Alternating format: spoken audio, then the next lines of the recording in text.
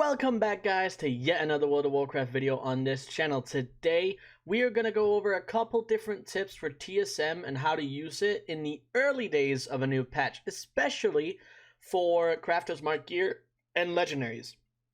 So this is going to be particularly and especially for 9.2.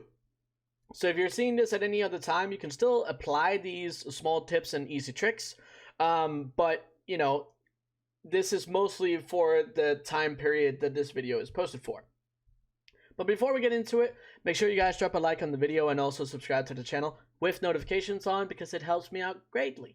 Anyway, let's get straight into it. There are two things that I want to talk to you guys about. And number one is going to be mailing operations. Now, why do you think you would want a mailing operation when you're crafting Crafter's Marks and Legendaries? Well, usually, most people that do Crafter's Marks and Legendaries have multiple characters where they send materials and actual finished items around, especially if you have a auction house character as well where you're trying to sell said crafted items. So to make that process easier for yourself, you would make something that's called a mailing operation. Now, I'm going to go over the whole thing with you guys from start to finish. So what you have to do if you want to create a mailing operation with some specific items, I can show you right here. So all you have to do is you go onto your group, you type in /GSM into the chat, and then this comes up. You click on groups, and then you go over here, and if you haven't created groups before, then you click on here, which is a little plus sign that creates yourself a new group. Now, I've already done this, so I don't need to do this, but as you can see, we have some grouped items, and all of these are Shadowlands and Shadow Steel, which are the Crafter's Mark pieces from tailoring and specifically also blacksmithing. And the reason that you can see right here, show ungrouped items as, this is this section, and you can take base item, item level, or a specific item. Now, base item is good for this, or a specific item is also good for this, because Shadowlands Cloaks has Crafter's Marks, so it can increase the item level. Right now in 9.2, TSM has had issues with differentiating between the different item levels, or also the different buffs and stats that you have. So it's good to pick one of these to be able to add them into a group. But now that you've done that, and this is the same for Legendaries because they use the same principles, now that you've done that, you need an operation, because without an operation, you just have a group of items. And an operation is basically the program behind the group, so that lets you do things. So you go into mailing operations, because that's the one we're interested in, and you go into what is just going to be called default. You can rename it, you can make another one with a plus sign, whatever you do. It doesn't really matter. It's kind of up to you. What we have to change here is we have to change the name. So the target character name has to be the character name that you want to send something over to, okay? And then, after that, all you have to do is add it onto the group. Now you can see I have it right here. So all you click on here, you click on the one that you want, and you select the group. And then it's added as an operation. Now, for the mailing operation, that's all it is. All you have to do is go onto here, and you click on groups, and you click the right one, just so you guys can see that it works. I'll make a couple pieces of Crafter's Mark gear here. We'll make these two. There we go. Boom and boom. And all you do is you go on here in the mailbox. You click on here, mail selected groups. So this is the one that has my Crafter's Mark groups, mail selected.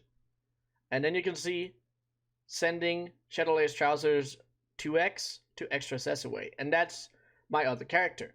So you can see that that works. Now, that is one part. The other part I want to introduce you guys to is going to be a very basic and manual way of being able to post your things on the auction house.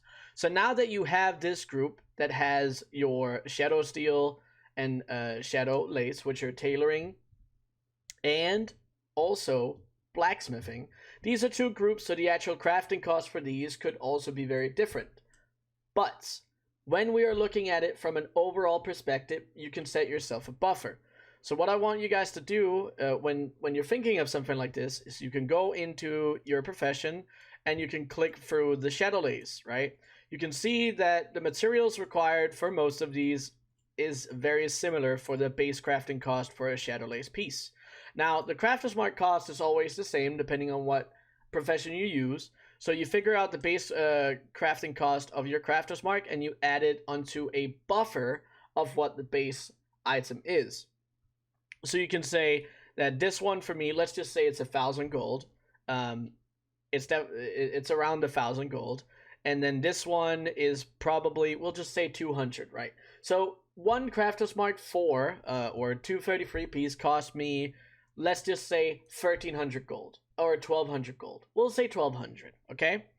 So we know that we want to be able to sell one of these pieces for at least 1,200 gold, or we are losing gold.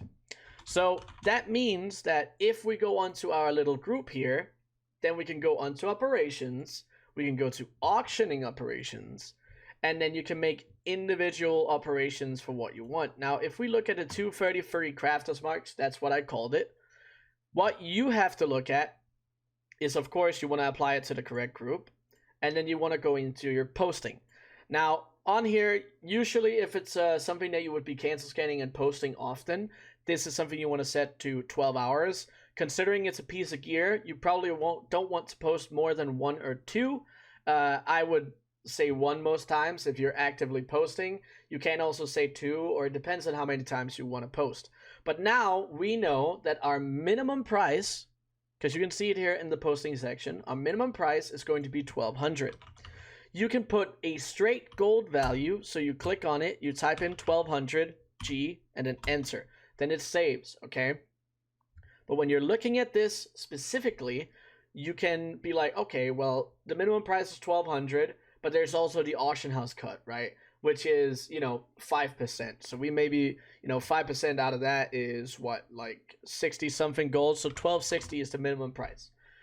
But you can also be like, well, if it goes down to minimum price, I want to make sure that, I don't craft it anymore, or at least I check out what's going on. So what I usually add on top of it is a little buffer. So I say, well, it's not worth it for me to post this or craft this if it's not selling for 500 gold more than I know my crafting cost is.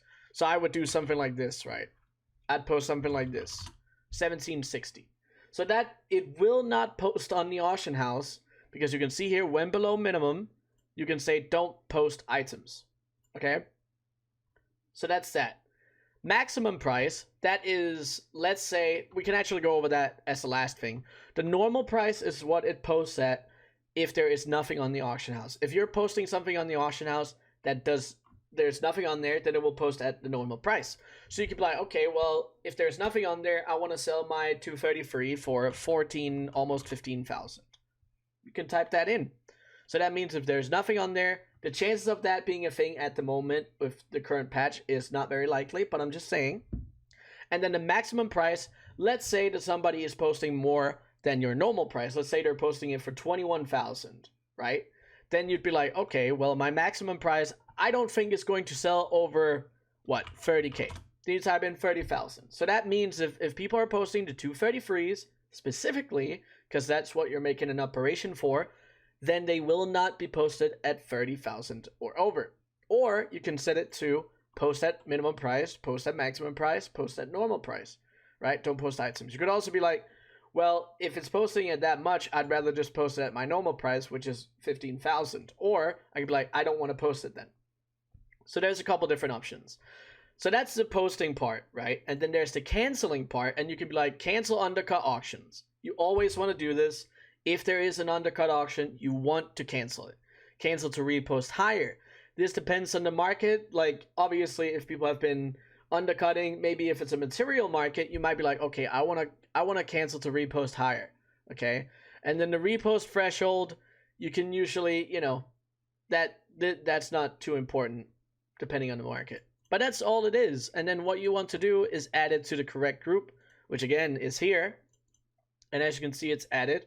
So now when you go on to the auction house, we can actually, I'll show you guys again, not that we're going to sell these here, but let's go over it again so you guys can see. So it works. So we'll be able to see that there are already things like this posted, but just to show you guys. if we go on here and we check that group and we say run post scan, then these, you can see cheapest auction below minimum price. Well, then you see, then they're not going to post. And that's probably because we have in here our minimum price at 1760. So that would mean if we go onto the little lovely auction house here and we search them up, that would probably mean that the 233s are under that. Or our group. It's our group, actually. The reason that this isn't posting, see, this is a good thing. The reason that these aren't posting is exactly because of what you see right here. These are posted as 165s. So what I can do now is add these 233s specifically to the group, just to show you guys.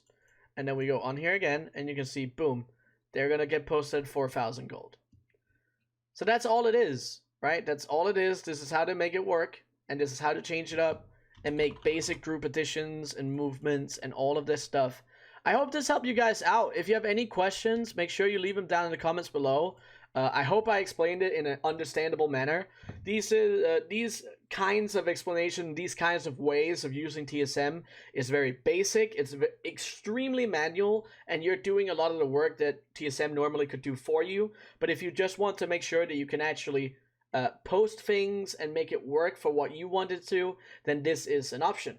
But I hope it helped you guys out. If it did help you, make sure you drop a like on the video. But that's gonna be it for this video, so until the next one, see you guys.